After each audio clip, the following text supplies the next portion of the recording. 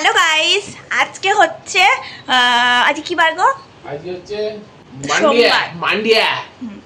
মান্ডিয়া এই লাগো।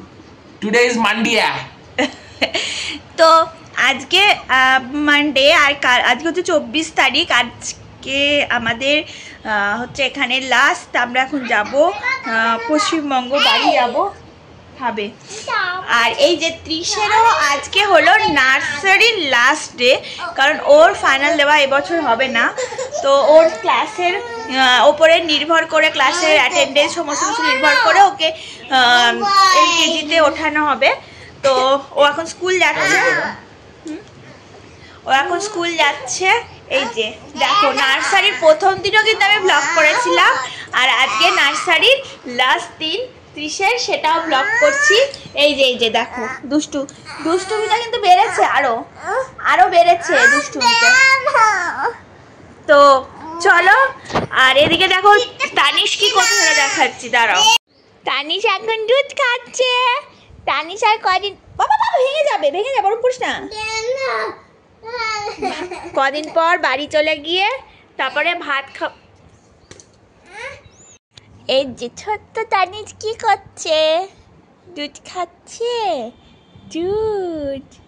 দুধ খাচ্ছে। আমি যখন বাড়ি থেকে যাই কোথাও, তখন আমার সবচেয়ে বেশি কষ্ট হয় কিসের জন্য জানো? এই গাছগুলোর জন্য। কারণ প্রচণ্ড কর্মব্যস্ততার মধ্যেও আমি কিন্তু এদের যত্ন নিতে ভুলি না। যত্ন যেটুকু পারি সেটুকুনি নেওয়ার চেষ্টা করি, কিন্তু যখন কোথাও যেতে হয় এদেরকে অন্যের ভরসায় রেখে আমাকে যেতে হয়। তো আমি বাইরে সব গাছগুলোকে বের করে রাখলাম, আর আমার যে কাজের দিদি রয়েছেন উনি নামিয়ে দেখে যাবেন। তো আমাদের যে ওয়াচম্যান রয়েছে, তো উনি জল দেবেন রোজকার, তাই অন্যের ওপর নির্ভর করে আমাকে যেতে হবে। আর এদিকে দেখো ত্রিশ এখন খেলা করছে, স্কুল যাওয়ার জন্য একদম রেডি হয়ে গেছে। ওরা স্কুলে গেলেই আর অফিসে গেলেই আমি আমার কাজ স্টার্ট করব। সত্যি কথা বলতে, যেদিনকে আমি গাছগুলোকে বাইরে রেখে দিই, মানে কোথাও যাওয়ার আগের দিন, সেদিনকে আমার যেন কী মন খারাপ করে কাউকে বলে বোঝানোর মতো নয়। তো সেদিনকে আমার কিচ্ছু করতে ইচ্ছা করে না, না রান্না না কাজ, কিচ্ছু করতে ইচ্ছা করে না।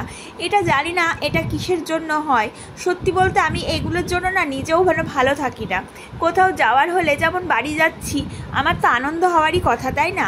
কিন্তু আমি আনন্দটা মন থেকে করতে পারি না, এই একটাই কারণ। তাই সকালে উঠে যা হোক কিছু করে আমি আর আজকে নিজের জন্য কিছুই করিনি।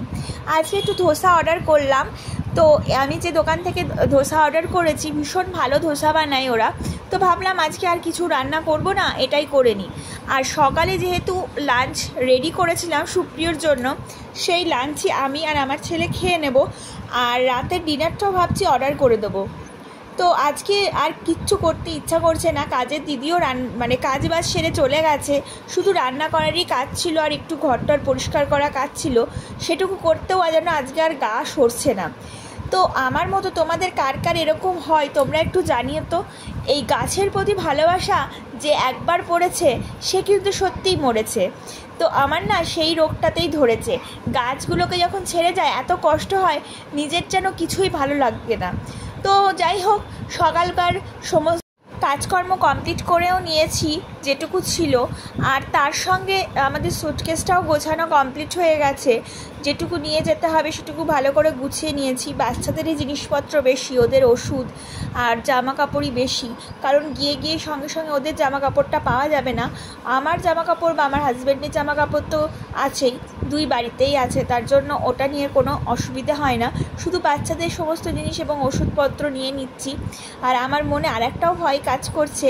এই ত্রিশ যখন গিয়েছিল, ওর তো ভীষণ ঠান্ডা লেগে একদম অবস্থা খারাপ হয়ে গেছিলো, আর সেই সময় করোনার জন্য বাইরে কোনো ডাক্তারও দেখাতে পারছিলাম না।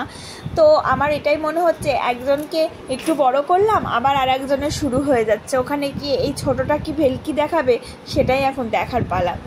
তো বিকেলবেলা দেখো ত্রিশ বসেছে একটা খবরের কাগজ নিয়ে, ও একটু খেলছে। আর ওগুলো বাংলা লেখা, কিন্তু ও তো পড়তে পারে না, ইংলিশটাও ঠিকমতো পারে না পড়তে, বাংলাতে অক্ষর জ্ঞানই নেই। তো যাই হোক, ও ভাবছে ও সব পড়ছে আর পড়ার ভান করছে আর কি। তো সেটা দেখতে আমার না বেশ ভালোই লাগছিল, তার জন্য আমি ভাবলাম একটা ভিডিও করে নিই। তো কালকে তো যাওয়ার পালা, আজকের মতো ব্লগটা এখানেই এন্ড করলাম। তোমরা ভালো থেকো, সুস্থ থেকো, টাটা।